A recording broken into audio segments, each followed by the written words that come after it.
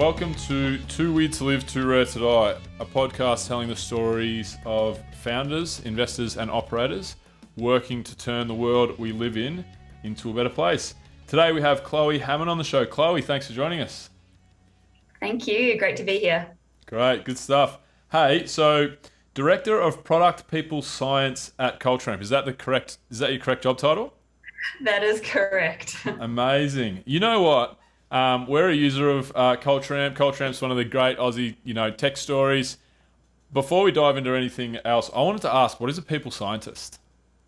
I knew that question was coming. So the people science is really the study of how people think, feel, and behave. It's like a supercharged applied version of psychology. Mm-hmm. And so what we do at CultureAmp, so there's two different types of people scientists. There's people scientists who work directly with our customers, mm-hmm. and they help our customers design a strategy around using our product, help get the best from our product, and help decipher some of the insights that come from the great data that CultureAmp offers. Mm-hmm. I'm not that type of people scientist. That's where I started. I'm what's mm-hmm. called a PSX, a people science experience. And so what I do is I work with the team. We take what we are learning in the academic research, what we're learning from our own science and literature, what we've learned from our own practical experience in terms of being people in HR, being practitioners, mm-hmm. and we feed all that goodness into our product to help make sure our product is based on good science and research and actually helping to change the lives of people at work. So amazing. Psychologists, super applied in the world of tech is what a people scientist is. That's great. So if I wanted to be a people scientist at CultureAmp, how high are the bars? Who qualifies as a people? Not any psychologist can just walk in, right? Who is a typical people scientist? Very high bar. No, so I generally look for. There's no this is what you have to have done. I look for. Mm-hmm. Often org psychs, industrial organizational psychologists or business psychologists, sometimes, sports psychologists or different backgrounds in psychology or research mm-hmm. psychs, but normally a background in psychology. And then normally look for some sort of applied experience. So in our customer side, it's having worked either as a consultant or worked in-house in HR. Mm-hmm. For product, I very much look for practitioner experience. You've actually been hands-on, you've been in the shoes of our customers. And the sort of almost like a personality or a trait that I look for is someone who's got incredibly frustrated with the way things are done and just kept trying to break things and fix them again or do them differently. Cool. So if someone starts talking about, I got really frustrated with the way performance reviews mm-hmm. are done and I hacked mm-hmm. my own version, that's mm-hmm. the type of person I want. Someone who's scratched their own itch. Absolutely. Sounds good. Cool. So, how did it all start for you? What's your background? Tell me a little bit about, you, I guess, Chloe. Where did you grow up? Where's your background, and how did you get into this field? Yeah, that's and there's almost two different paths. One is how I got into psychology, and the other one is how I got into tech, and they mm-hmm. kind of overlap. But yeah. I didn't plan to end up in tech. I don't think anybody does that. But I was actually born in South Africa. Oh, wow. My accent's Kiwi though. So I classify myself as a South African born Kiwi. Whoa, that's crazy. Similar accent actually. It is. It's all kind of blends. Yeah, 100%. My parents aren't South African. My dad was born in Swaziland and my mum was actually born in Malta. And they met in South Africa at university. And so we lived in South Africa until I was about 12. And then mm-hmm. things started getting a little bit edgy. So they moved us to New Zealand. So a complete culture shock going from South Africa, not so safe, to New Zealand, one of the safest places in the world. Oh, yeah. And so I grew up in a place in New Zealand called Whakatane. That is how you pronounce it. And I had a very We'll bleep that strong... out, don't worry. You can blank it out. It is its real name. Grew up in a small little beach town in New Zealand and, had a great life by the beach, played hockey, surfed or bodyboarded and then did a lot of art actually. And then I went to university in Wellington and I love the ocean, always loved the ocean. So I started studying marine biology, mm-hmm. Excuse me. And so marine biology, I was like, I want to be a marine biologist, and then realized that it's a lot of alone time in the lab. And I actually really like people. And I'd done a few psychology papers on the side in my science degree and thought, I'll give this psychology thing a go. I really thought it was quite interesting. So I did that. And I actually haven't stopped loving psychology since I was 18. So I feel like I'm one of those fortunate people who found psychology, fell in love with it, and haven't left.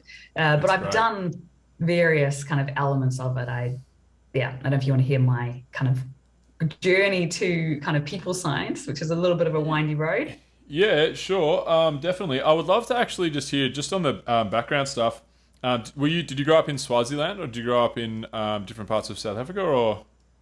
Yeah, different parts. So I grew up in, I was born in Pretoria, Oh, gotcha. and I lived there until I was about 8. So Pretoria is about half an hour out of Johannesburg, inland, and then moved to a place called Richards Bay in South Africa, which is, if anyone knows, it's about 2 hours north of Durban on the coast, heading towards Mozambique.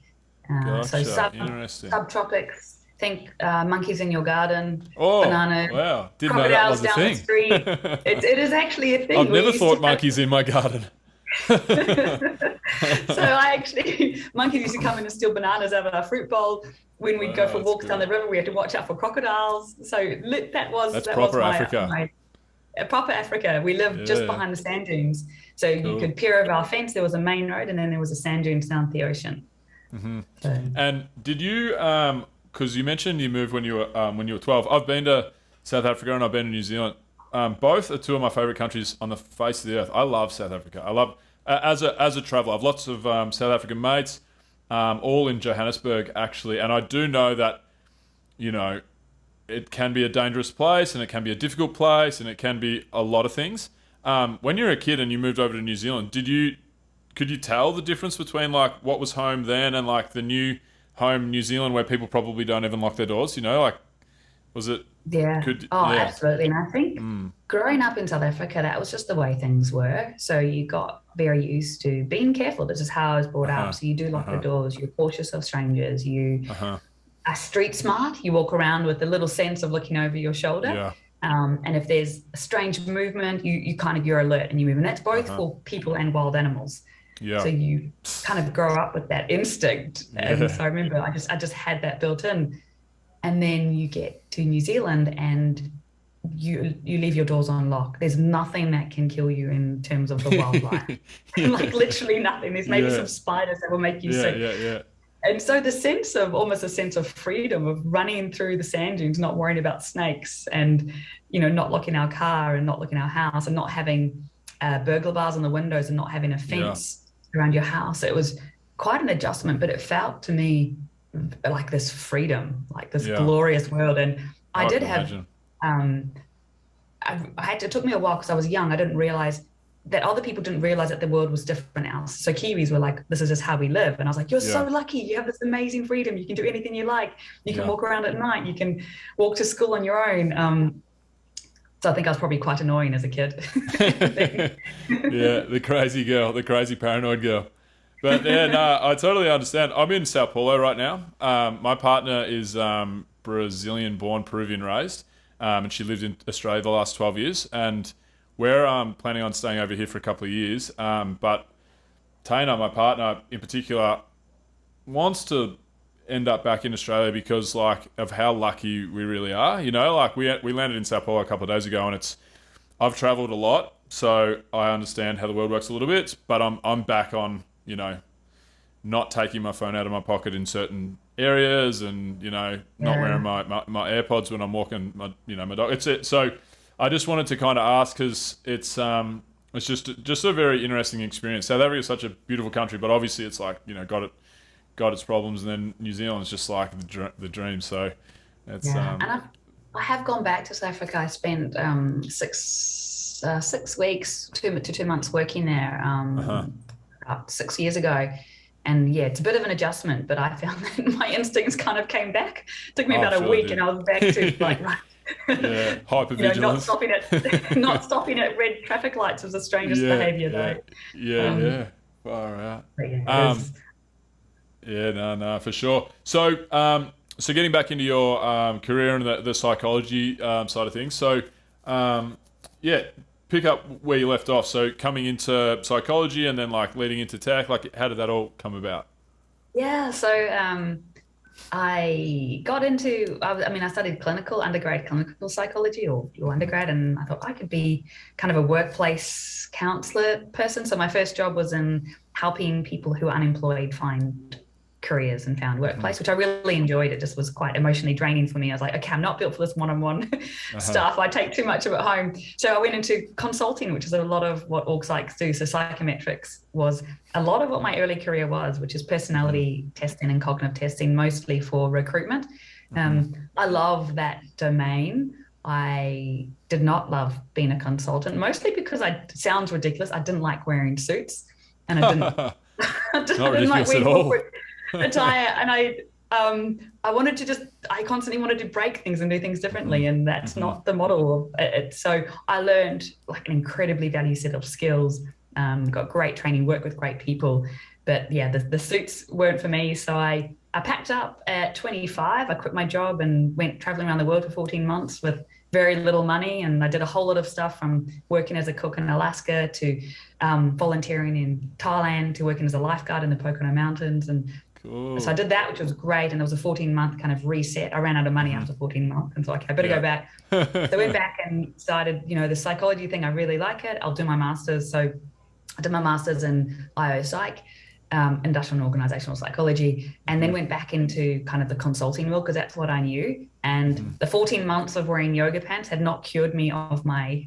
dislike for suits. I was like, I'm still didn't like it. So I ended up quitting that job again and going home to Whakatane and learning how to surf, and writing my dissertation and just doing a bit of reflection on what I really want to do.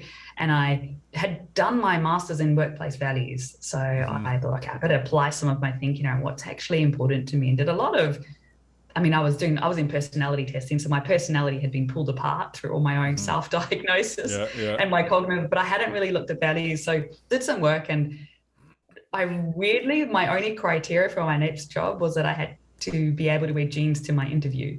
And I tell this story because that literally was my criteria. So I managed to get a job working as essentially a culture lead, but it was called a culture champion, and culture wasn't quite a thing then. And so this was a tourism company in New Zealand. They were reasonably progressive in their thinking. They were using a lot of design thinking methods, and they wanted to essentially align their internal brand or internal experience with their external promise to customers. They were creating these amazing holidays, and they wanted their internal employees to have this amazing experience. At CultureAmp now, this is how we talk about a culture first company, and it's so common. But then it was a strange kind of role to come in. So I moved into that, absolutely loved it, and did that for about 3 years. Wore jeans most days. It was great. Congratulations. And then I was like, yes, I've made it. And then after a few years of that, I think I was there for about 3 or 4 years, loved it, and then became obsessed with the idea of scale, going, okay, I'm doing this for one company.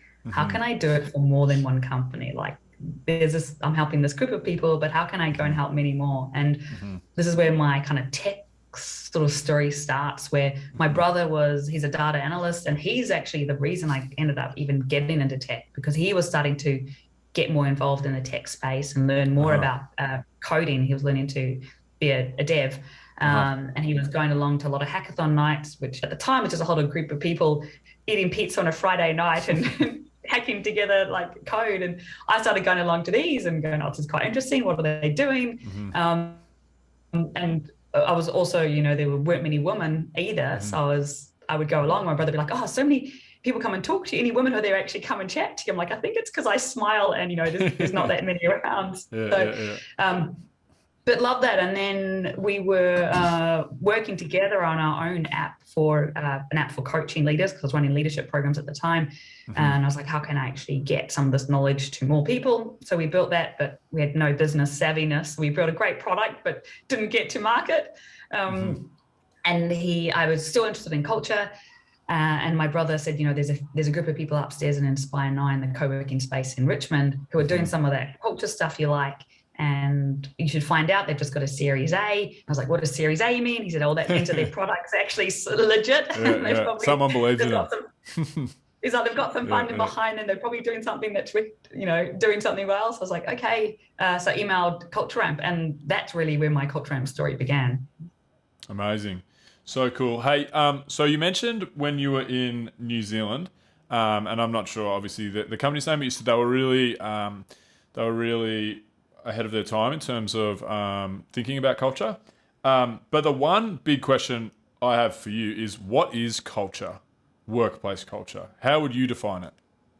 Yeah, so I can't help but take not an academic, but a somewhat academic approach to it. But really, in a nutshell, culture is the way we do things around here. So that's the easiest way. And that's how I was taught. And to me, that's still what it is. And the way we do things, the emphasis is on doing, it's on behaviors. So it's a collection of behaviors that happen in a workplace. They are driven by what people believe is true, underlying assumptions and values. They can be shaped by things like what leaders say, your values, your artifacts, the physical environment, the way you use technology, the way you set up the structure of your organization. But ultimately that creates these kind of shared behaviors in what people do. So it's the way we do things around here, shaped by a kaleidoscope of things. All right, cool. So, and what part of, because the thing is, I feel like culture gets represented sometimes in startup land, and in terms of when somebody's not a cultural fit, you know, like when you go through an interview, oh, the person wasn't a cultural fit with us, and so on and so forth. Because I think it often gets confused with fitting in to the group that's existing in said startup, said company, right? Like I feel like there's a bit of a disconnect there. Do you find that when culture is referred to, it often means, in the eyes of whoever's referring to it, as like, you know, the term cultural fit, it's kind of like, do they get along with their gang? I feel like it's a really like, because of that, I feel like culture often is like kind of the opposite of what, if you think about diversity in an organization and the way people often think of a cultural fit, I feel like they clash. Do you somewhat agree? Oh, 100%. I actually do not use the word culture fit. Because it can, especially when you're small, it's just like, what does that actually mean? And if you're building a culture, so I think I prefer to use culture add. So looking for someone who's going to add to your culture. And that might mean, if you're carefully thinking about the place you want to create, you don't necessarily just want someone who's going to fit in and then just, and also you're absolutely right when it comes to diversity, is you're not going to get diverse thoughts. And I also don't believe the best cultures are just exactly the same people. So culture add is going, well, what people are going to actually add to our culture. Now, culture and values, those are really intertwined. So I think values is something that you should pay attention to and look for people who align or agree or want to live by the values that you are putting out there. And that's the way you want to do things. Or so values so CultureAmp, our values, it's have the courage to be vulnerable, learn faster through feedback, trust people to make decisions, and amplify others. So we look for people who want to live their work life in that way, even if they're not already. Even if they're not already. Ziggy. Hi, Ziggy. Sorry. Yep, that's my dog, everybody. That's my dog. Let me just calm him down. That's okay. I have to pause this and that's probably the most heavily he's ever featured on a show. That was a big throw to Ziggy there. Sorry, Chloe. You were saying. Totally fine. Where was I? That's that work from home life. That's right. I love it. Love the guest. So culture can be used as like a weapon as well, or a reason for not hiring someone, or have an idea that you have to get people who are going to like fit in perfectly. I talk about culture add, and like I said, values is a good starting point to get people who agree and do want to live by your values. Because if they don't, that is where you will start to have problems. It's interesting where people say, well, should we hire for values in terms of hire people who are already living the values? But that can be quite hard because sometimes it's about an opportunity. So say courage to be vulnerable is something at CultureAmp. It's actually incredibly hard to be vulnerable. And you may have come from an organization where that wasn't welcomed, but you might hear this place, we have a value of courage to be vulnerable, and something in you goes, that is something I want to live by. I don't know how to do it, but can you teach me? Or I want to be here. And that is kind of what you're looking for. You might come from a completely different background. You may not get along with everybody, or those are not necessarily things that you want to exclude people on. And it's not what makes a great culture anyway. Yeah. So when you're going through a process, say for example, you're hiring at CultureAmp and you're going through the process trying to find somebody that really does add to the culture and can kind of live by the values. How do you actually define that? Like, how do you say, for example, you mentioned one of your cultures, the most recent one you mentioned was courage to be vulnerable. How do you make sure that somebody does have that value aside from say, hey, this is our value, courage to be vulnerable? Do you have the courage to be vulnerable? How do you actually go out and logistically like test for those values? So I guess. Yeah. Well, what we've done at Culture Recommend for all values is they're not that helpful until you turn them into behaviors. So describe what it actually looks like. And then, so with courage to be vulnerable, it's like about a willingness to fail, a willingness to ask for help, and a willingness to like bring more of yourself. So in an interview, you might ask about times when things haven't quite gone according to plan, or when you've been willing to take on something that you weren't quite sure whether you were going to be successful. You ask people about themselves and you see if they're talking openly about, well, actually, I need to work on this. That's kind of starting to show vulnerability. What I have around feedback is I actually directly I'd ask you, tell me about a piece of feedback that you've got recently and how you've approached it. And what we've done about it. And the response to that question tells you so much about the person. Either A, they're like, well, I don't get feedback. And you're like, okay, that's probably something you want to work on. Or I got feedback and then it's either like this defense around it, or actually this is what I've tried to do, or this is what I'm learning from it, or I got told this and I'm still figuring it out. All of those are fine. They just show this kind of openness to feedback. And if anything else, it cues what we're about. So it says, just by the questions you ask, it says, we are a place that will want you to be willing to fail. We'll want you to ask for help. We'll want you to be asking for feedback really, really early on and not later on. We are a place that expects you to amplify others, which means not just looking after your own territory, but looking after others. And so it's a much about, during that selection process, it's a much about you communicating what's important to you as an organization so people can actually choose to work for you. Because I still see any kind of recruitment process as a two-way street. I try to give as much information about what it's like so people are actually choosing us, not just the other way around. 100%. I actually am oftentimes the final interviewer for internal hires at Athyna, and it always goes to a second call because I spend the first 22 minutes of the 30-minute call telling them all about Athyna and why we're awesome, and because at the end of the day, like you say, the candidate has to have super buy-in or it's going to be a bad hire, a poor hire. So that's awesome. So if you were building an organization from scratch, so obviously all startups out there, I think, at Athyna, we've echoed from day one that we want to really focus heavily on brand and culture.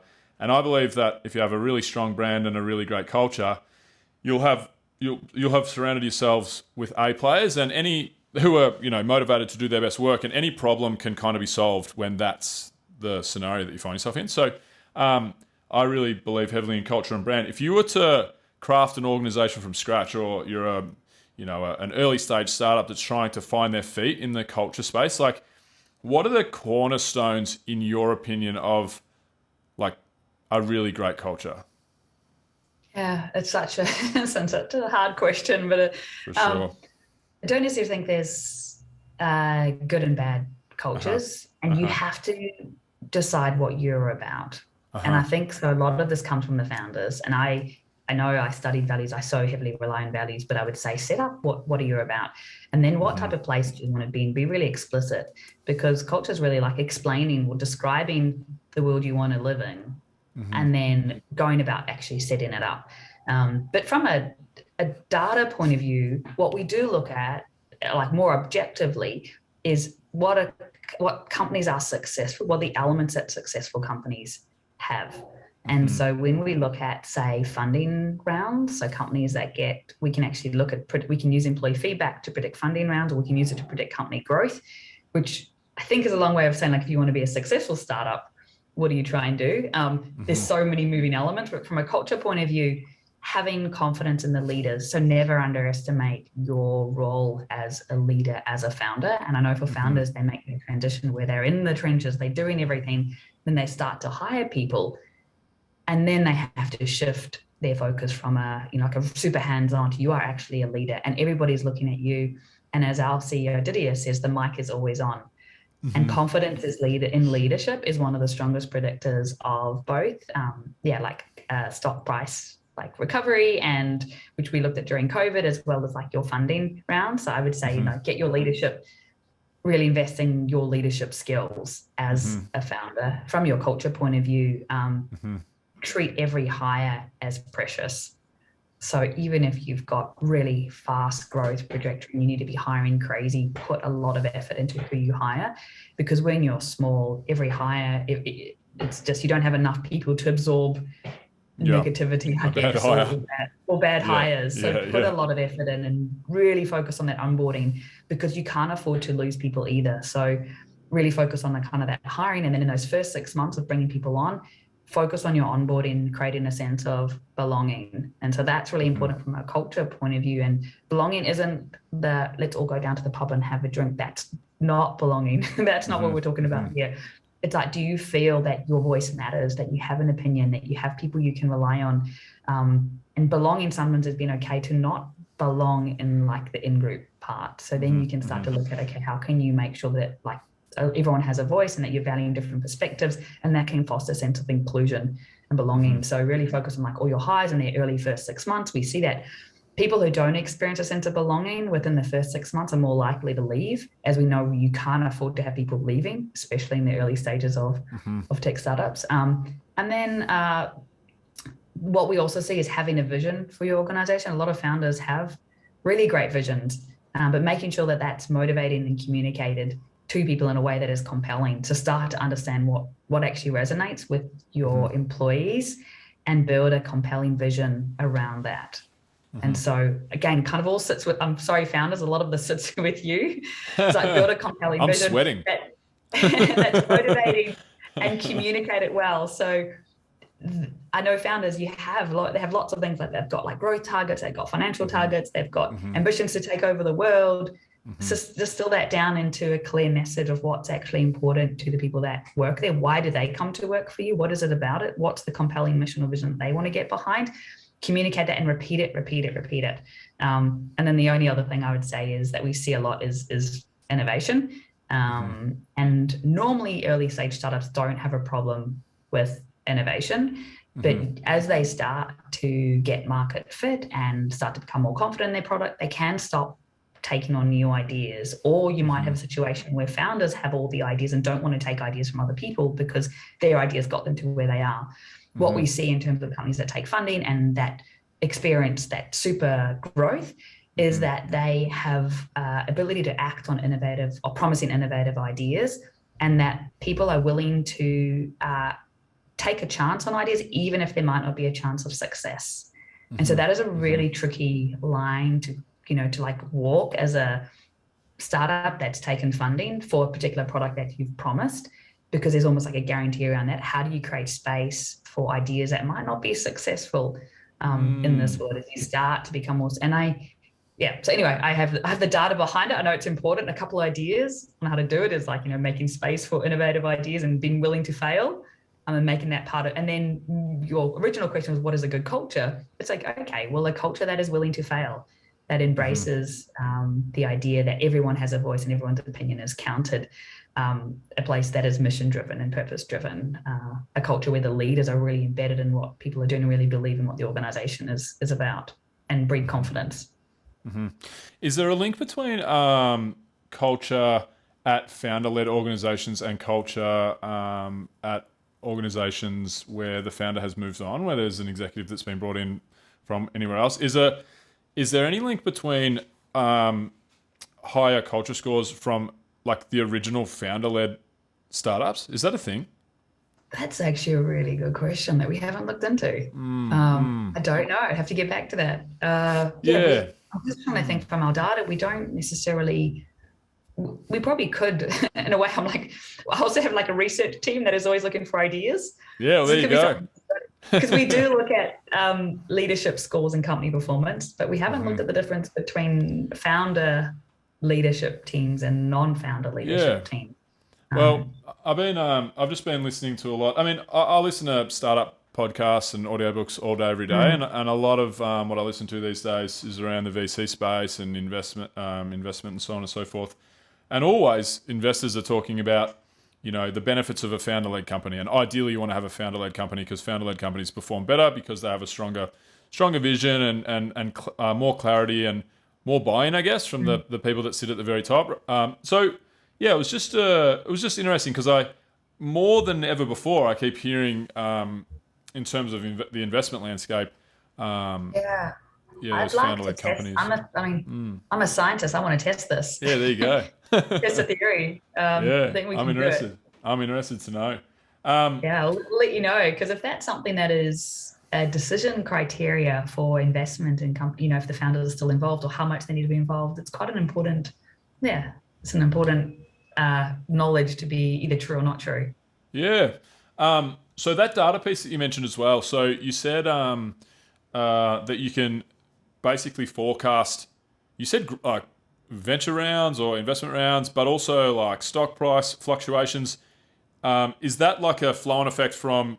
Can you see like, okay, cool, in month 1 of 2021, the culture scores from the last 3 months were really low.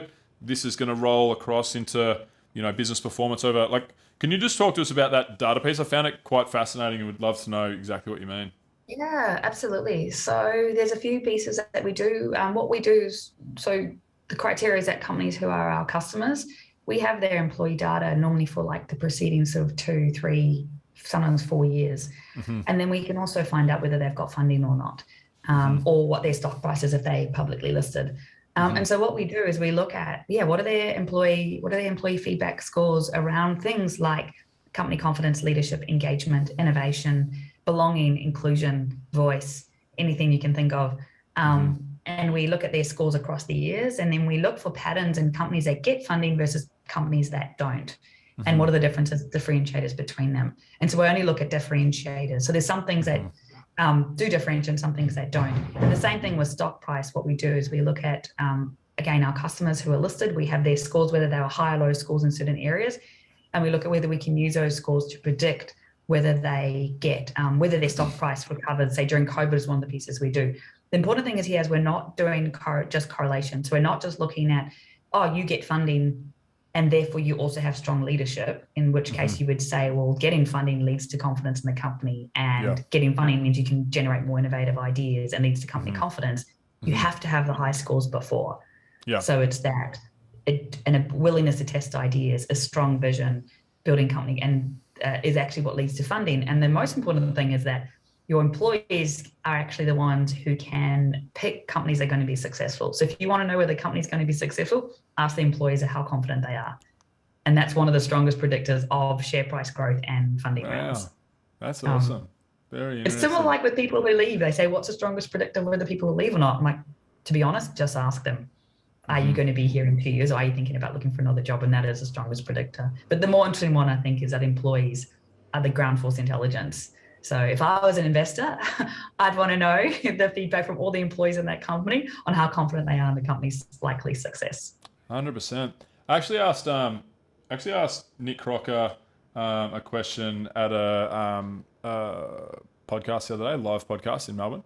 And I asked about what VCs think about the changing landscape and remote work and how it'll affect company culture and so on and so forth. And look, this is a kind of long-winded way to get to Nick's answer, which was just super amazing. And he said, he kind of skirted around my question, but he gave me the best answer though. He said, for decades, or more than decades, but let's say for decades, in sales and marketing teams, you've had data-driven decision-making. And up until really very recently with like CultureAmp and, there's a number of other large players in the space. I could name a bunch of them, but I'm not going to because we want to be CultureAmp today. But he said in 2020, this is last year, he said in 2021, we're in this amazing position where we have data-driven culture. And it's just such an amazing, like I said, we're users of CultureAmp, and we're only like three engagement cycles in engagement surveys, 9 months in really. But it's such an amazing tool to be able to tweak and iterate and just have transparency across how people are feeling. And it's like, so important if you think of the fact that we spend nearly half of our waking lives at work. It's such a large part of what we do. So to think that we went so long without having these tools, it's just, look, it's amazing that we do, I guess. Yeah, I think it's great. And I think because I come from psychometrics, which is you're quantifying, you're measuring something as abstract as someone's personality, but you're quantifying it in some way. To me, I was like, well, of course you can quantify culture. And of course there should be data that's available around to help understand it. And then you realize, it's not a thing yet. So being part of making it a thing has been such a rewarding part of my career. You can turn something that before was just this abstract thing that you can't do anything about and almost unachievable, where now it is. You can almost codify it. Yeah. There's still an art to it, which I like. Just like with personality, with the human experience is so complex. You can never be entirely data driven. So there's an art side to it that I love, which is the human side. But absolutely right, like making data available for something that's so important, like people's experience at work. Yeah. No, it's great. So going back towards that question that I asked Nick Crocker a year ago, with obviously COVID and work from home and the rise of global teams, what are you seeing in terms of the new way of work? Obviously, office versus remote, global teams, asynchronous communication. Like what trends are you seeing? And does CultureAmp think the new world of work we live in is a net positive, a net negative, or kind of much of the same? Yeah, interesting. I think there's so many, you can read like workforce predictions. What's the future of going to work look like? And there's so many different things. And I've sort of got my eye or my science investment in like a few areas that I think are going to move.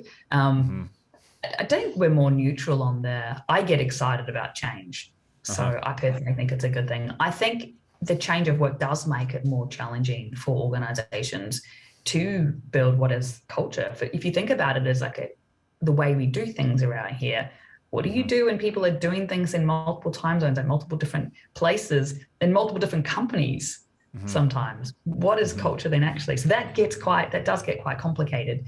I think it's good for CultureAmp from a business point of view, because I think on one case, we need to make sure we can keep up with these changes. So it is, I guess, a challenge. But if we do, I think we can really help organizations move into these kind of new ways of configuring the workplace. But I think for me, what I'm keeping an eye on, I guess, is your way of like, what are the trends or what are you seeing? I think it's more the implications of the changes to the structure of how we do work, like remote work and distributed teams. So the three is like DEI, the importance of DEI is like really coming up, and that's something that we've seen, and we've got a data report out. And this is more of the second one is more around so like well-being, which we do see a lot of as well, and like the connection between well-being and mental health, and how that is important given, okay, you're working remotely, your life is more intertwined, inclusion and mental health are getting brought closer together. But the third one is more like this expansion around our whole self. So we've seen this word like bring your whole self to work.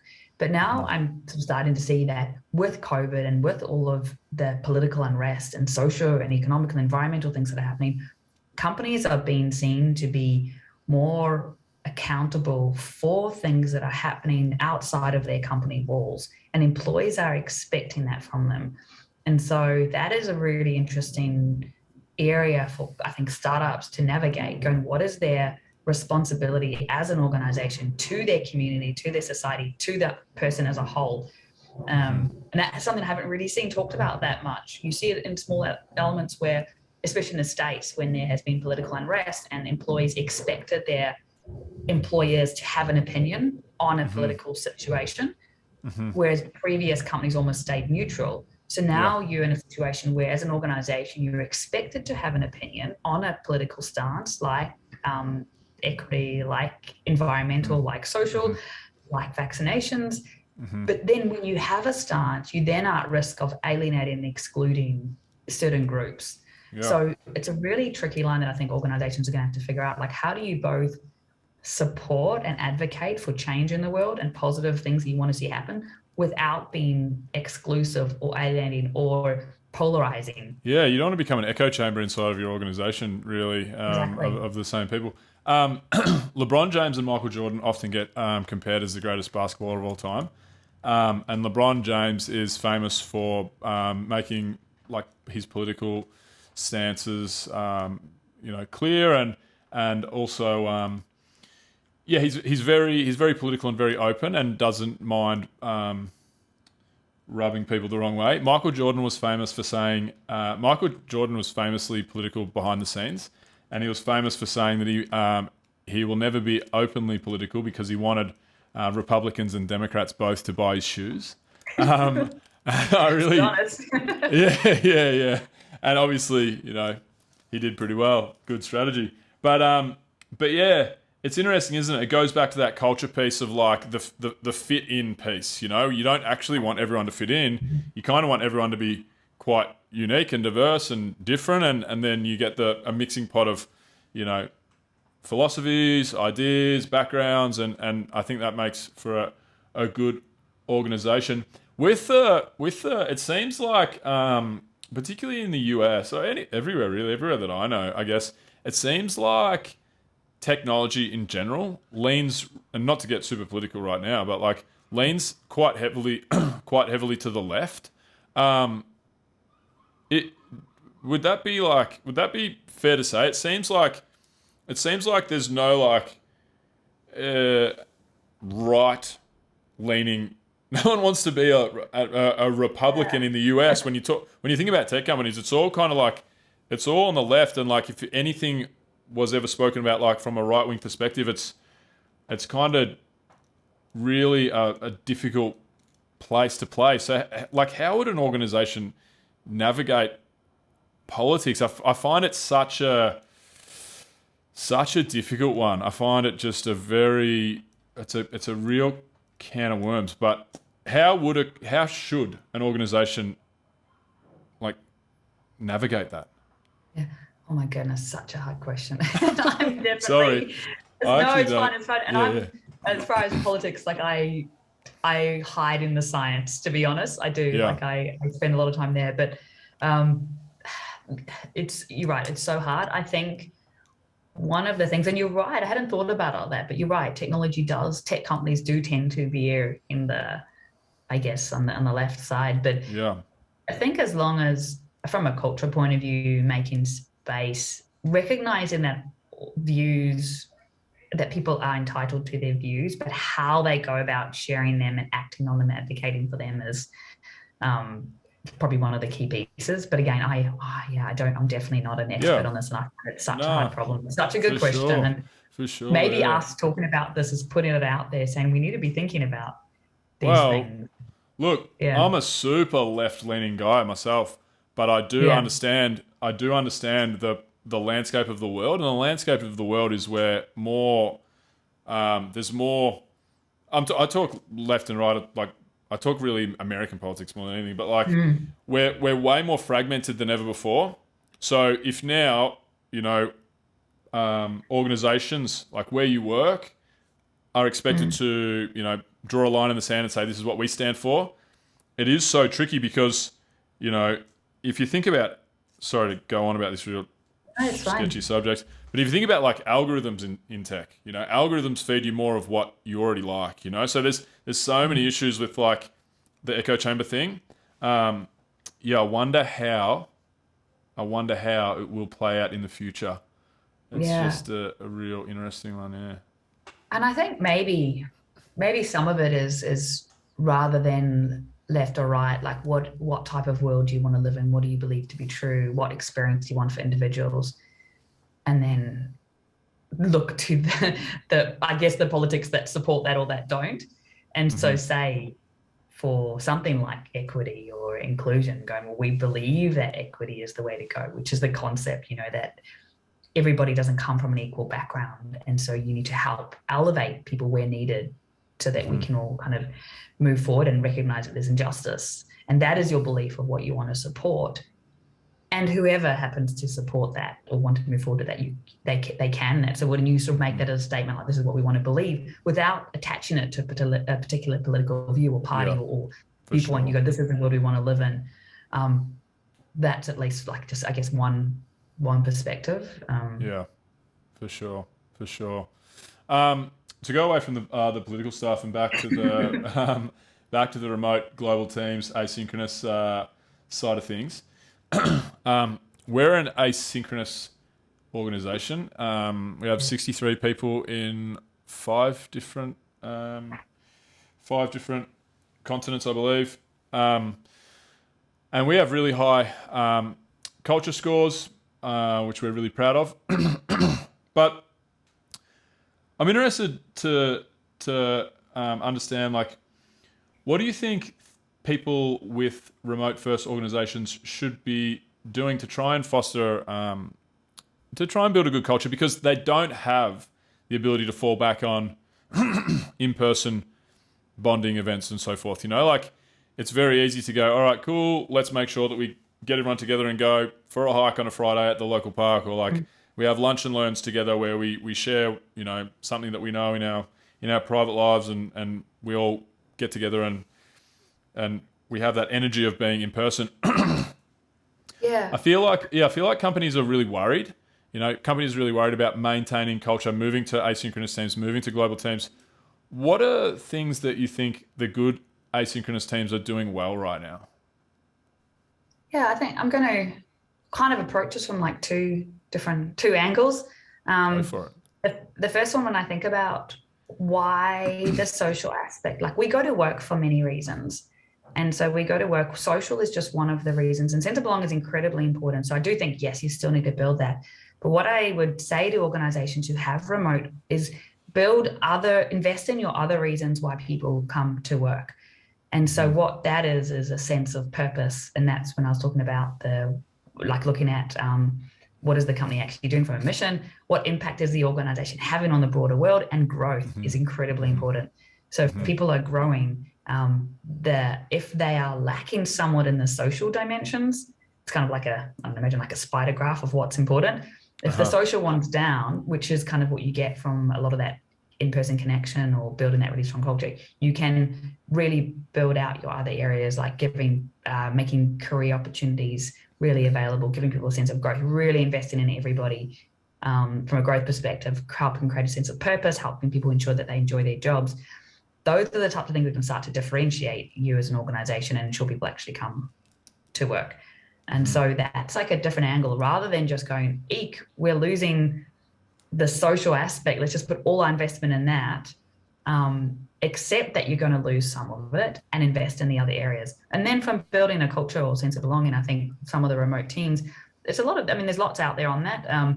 It's getting really good with working out loud, being very aware. I think it's actually had an advantage in some cases to voices that are a little bit quieter, because you have to use other mechanisms. So before you would have it, say, a team meeting in person, you had your chance to speak up. If you didn't speak up, too bad, you lost the opportunity, and then you all go out for lunch, and if you're social, you join them. Whereas now you have to use other mechanisms to make sure voices are heard. So you use things like, can I talk about products like Miro board or collaboration tools where you get different ways of involving. And so I think like remote teams or distributed work teams are really good at doing that. They don't rely on meetings as the only way to contribute.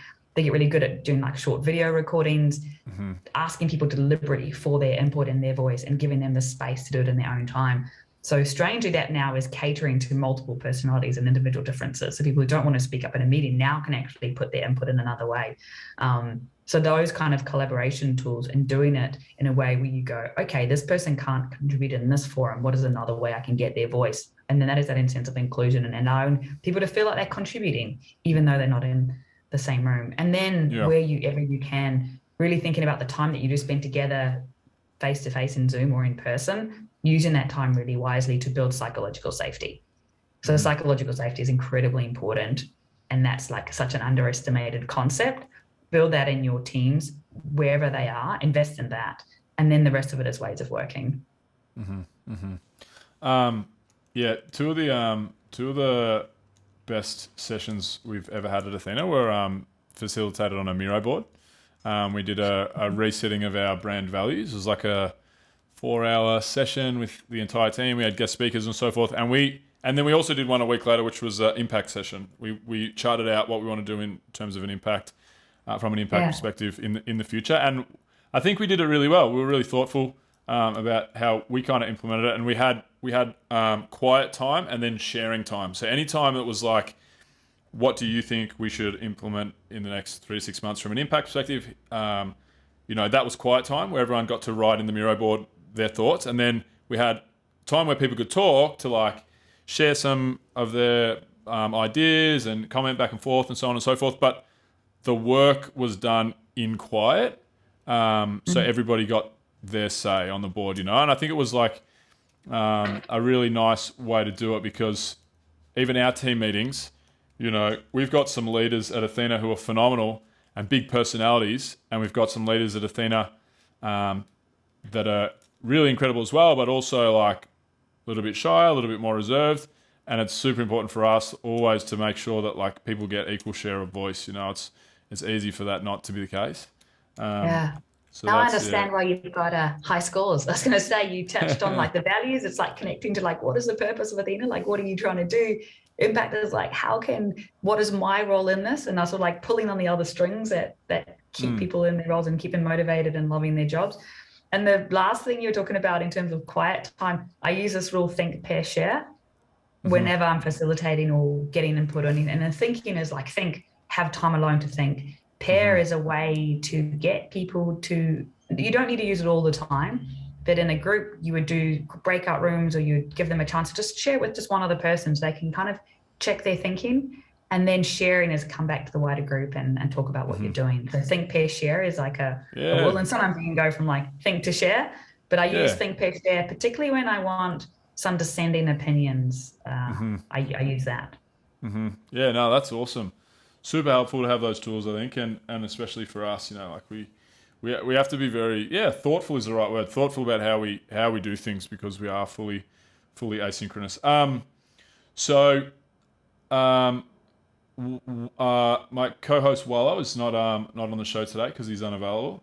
He normally has a couple of questions. Before we throw to those, I will fill in for Wallo. What do you think? With the rise of data-driven teams, what do you think the future of work and workplace culture looks like in 5, 10, 15, 20? Choose your time frame. What are you excited to see? What do you hope happens with the world in the future of work?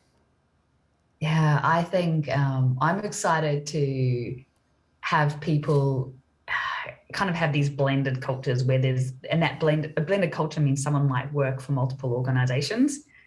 And that will generate more collaboration across companies, because they're kind of sharing employees in a way that they actually start to work better together. And so I'm hoping that because employees are going to lead that rather than commercial reasons, that companies are going to say, oh, well, look, you're a tech company, 50% of our employees are working across both of us. Why don't we actually kind of collaborate better? So I'm excited from that point of view. Also, from a workplace psychology point of view, you've operated most of the time under the assumption that people exist in one organization.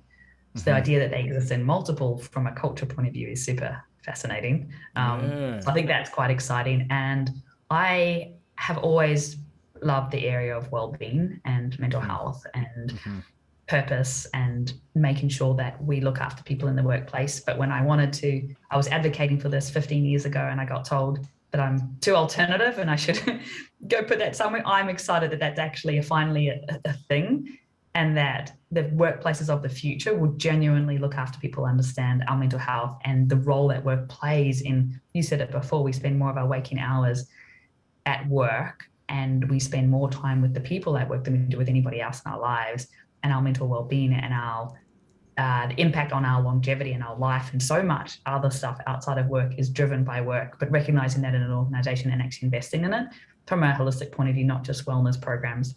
So I see the future of work really, I guess, looking after people in that way. So one is that people taking more ownership, working across multiple things, and the other one is workplaces looking after people in a way that is really holistic, and understanding the importance that work has in people's lives. Awesome. Sounds great. Couple of rapid fire questions to finish off. Do you have a favorite book that you would recommend to others for anything really? For light reading, could be sci-fi, could be workplace culture, could be anything, but something that you often recommend to people? Yeah, so favorite book is so hard, but can I have more than one? My favorite recent book is Invisible Woman by Caroline Perez. That just blew my mind in terms of all the things I learned about how the world is built, and I felt so naive. So I'm going on about that book. So anyone who's talking to me is probably, I'm sick of hearing about it. It's an amazing book. And then I do for all culture, I say Adam Grant. Read a lot of his stuff. I really like it. So Think Again, is one of my favorites, and it's a tool that I use in terms of when I make assumptions about things. I just try and go, actually, where am I getting this? What evidence would change my mind about this? Where does this assumption come from? So I use that as a reference book for just changing the way I think. Interesting. Very, very good. Chloe, what is one tool that you could not live without? It can be a digital tool or a physical tool. One thing, this is maybe, so it's right next to me actually. I was going to say, and it's kind of paired from just a life sense. I can't live without daydream and thinking time. And that's normally paired with my whiteboard, which is up there. So I would say so much of what I rely on. If I took away my thinking time and my whiteboard, I'd probably be quite stuck. Nice. And finally, you've given lots of advice over the course of the 60 minutes we've been together. But what is one crucial piece of advice you would give to an early stage founder in order to build a great culture? Maybe, so your culture is going to happen whether you like it or not. It's going to go in some direction.